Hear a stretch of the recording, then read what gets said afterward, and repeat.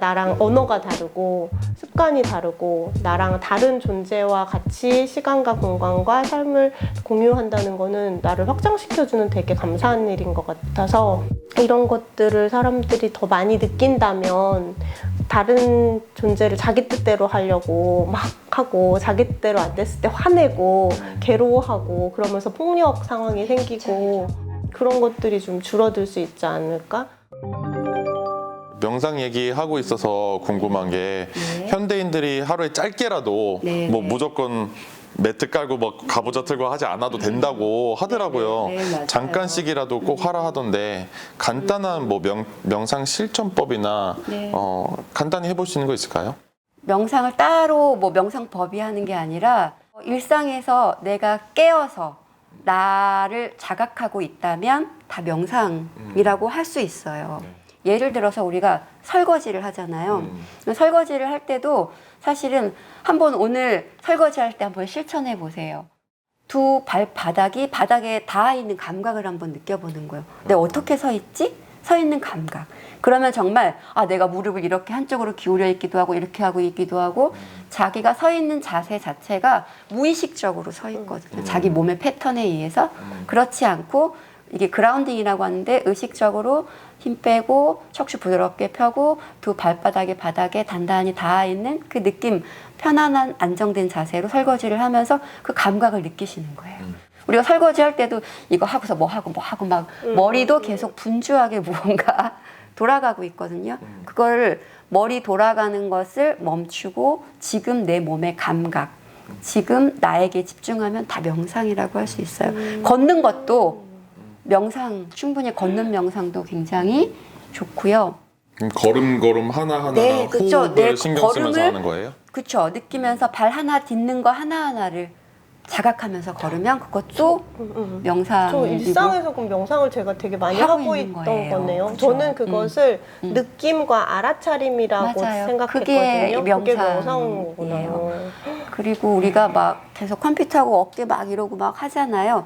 이때 잠시 이제 좀 척추 부드럽게 펴고 어깨 힘 빼고 눈 감고 천천히 호흡을 이제 부드럽게 입은 다물고 코로 숨을 몇 차례 마시고 내쉬고 천천히 이거 한 1분만 하셔도 이 호흡에 주의하는 이 시간 자체가 굉장히 편안해지거든요.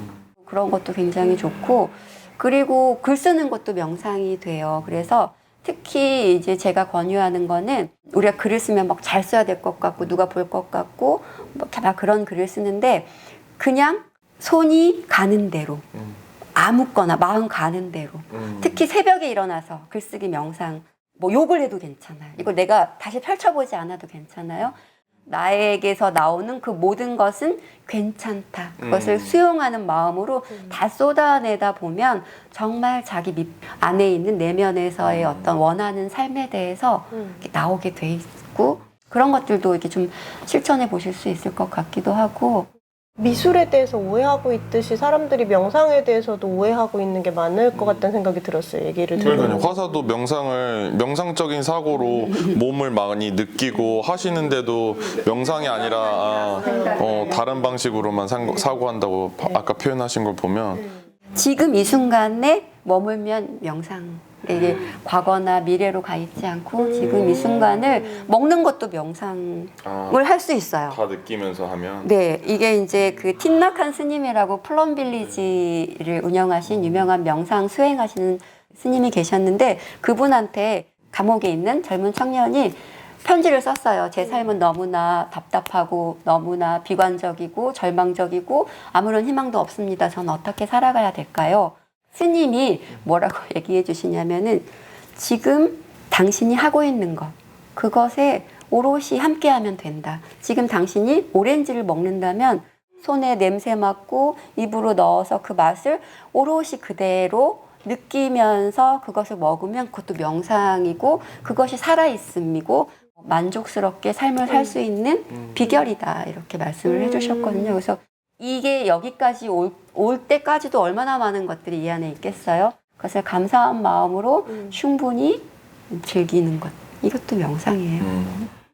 너무 계속 우리는 과거에 그죠. 후회하고 못한 거 생각하고 해야 될 거 좀 뭐 밀린 거 숙제처럼 네. 늘 있어가지고 고통스러운데 그래서 불만족스럽기도 하고 또 막 중요한 어떤 대의를 우리가 또 많이 생각하잖아요. 근데 그런 중요한 사회를 바꾸는 일을 하기 위해서도 자기 힘을 키우는 게 맞아. 중요하고 사실 명상은 에너지 충전이거든요. 이 호흡을 통해서도 굉장한 에너지가 충전돼요. 숨을 들이마시면서 그냥 산소만 마시는 게 아니라 에너지, 기운이 내 몸에 들어오는 거거든요. 그리고 숨을 내쉬면서는 그 이산화탄소만 내뱉는 것이 아니라 내 안에 있는 탁한 기운들, 어떤 불안들, 모든 것들, 안 좋은 것들을 내보낼 수 있어요. 그래서 숨을 통해서도 우리는 충분히 우리의 에너지를 충전할 수 있으니까 어디 안 가셔도 되고 그냥 일상에서 잠시 한 5분, 잠시 10분 틈을 내서 내 안에 집중하면 깨어서 현재의 어떤 자기 상태 바라보고 수용하고 느끼고 그대로. 우리 모두에게 필요한 것 같고요. 또 이 말씀하신 것처럼 대의를 위해서 싸운다고 하는 인권 활동가들이나 성평등 활동가들에게도 정말 많이 필요할 것 같다는 생각이 듭니다. 또 오늘은 우리가 그래서 다양성을 삶으로 내 삶으로 살아내기라는 주제를 가지고 이야기를 해봤는데요. 연구소가 항상 이런 주제로 이야기할 때는 개인의 삶에서의 실천과 또 사회 구조적인 변화 그 두 가지를 항상 동시에 해야만 한다라고 이야기를 하는데 오늘 그 두 가지의 내용을 다 포함해서 우리가 어떻게 실천을 하면서 살고 있는지 이야기를 나눠봤던 시간인 것 같아서 되게 기쁘고 또 의미가 있었던 것 같아요.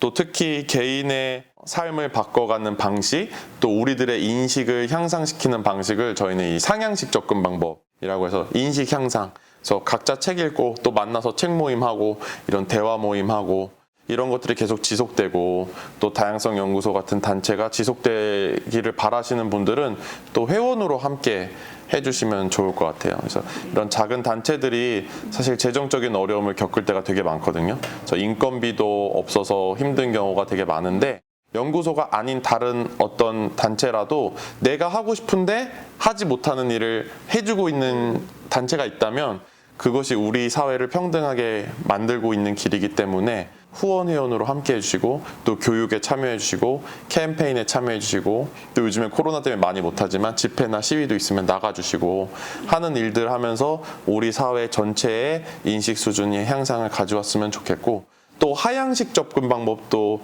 반드시 해야 된다고 저희가 이야기를 하는데 법과 제도를 변화시키는 거죠. 그래서 우리가 많이 요즘에 얘기하고 있는 차별금지법 이라든지 성평등 조례, 또 어린이 청소년 인권법 조례, 또 장애계에서 많이 이야기하고 있는 부양 의무제나 장애 등급제 폐지 같은 것들. 그래서 법을 통해서 사회 구조를 바꾸고 또 사람들의 인식 수준도 드라마틱하게 바꿀 수 있는 게 또 법이잖아요. 그래서 그 두 가지가 동시에 일어나야 된다는 이야기를 저희는 강조를 많이 하고 있는데 우리 삶에서 그렇게 어떻게 실천하고 있는지 셋이 이야기를 나눠서 저는 너무너무 의미 있고 즐거웠던 시간인 것 같습니다.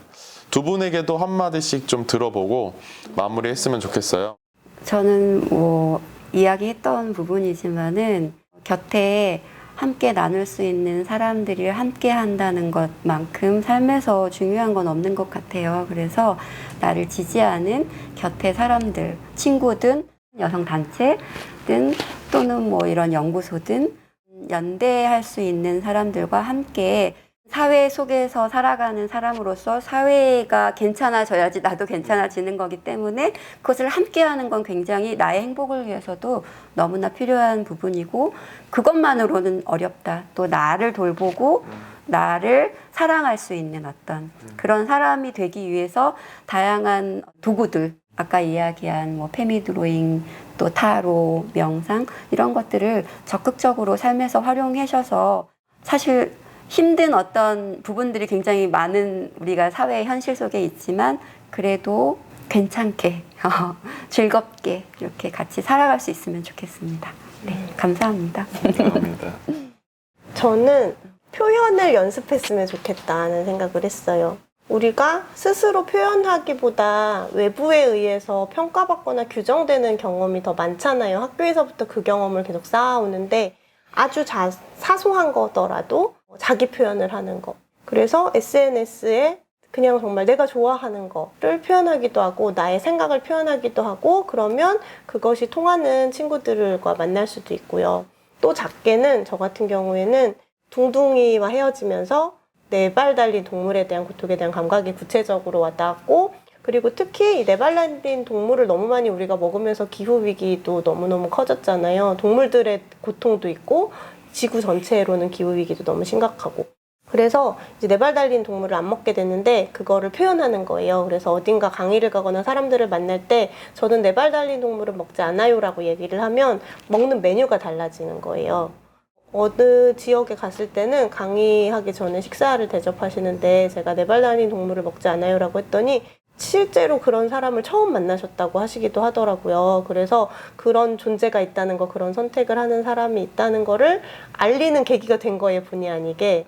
내가 한 선택들 혹은 내가 느끼는 것들을 표현하는 것만으로도 이 세상이 어떤 작은 작은 효과라도 낼 수 있지 않나?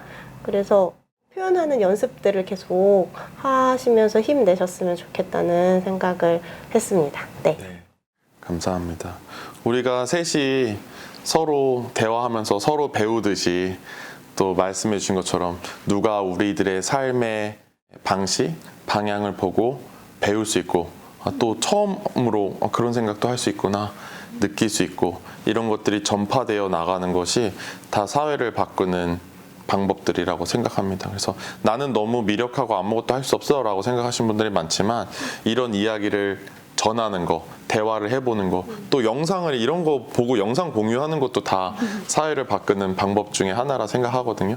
말씀하신 것처럼 주변 사람들 그리고 모든 생명까지 존중하는 사고방식을 가져야 이게 나에게도 행복한 삶, 만족하는 삶을 가져올 수 있구나 라고 하는 것을 두 분의 삶을 통해서 잠깐 들여다보고 또 나누고 했던 것 같습니다. 오늘 이렇게 우리가 온라인 다양성 훈련 올해 프로그램을 마치는데 함께 자리해 주셔서 너무너무 감사하고요. 앞으로도 계속 함께 해주시기를 또 부탁드리면서 마무리하도록 하겠습니다. 감사합니다. 수고하셨습니다.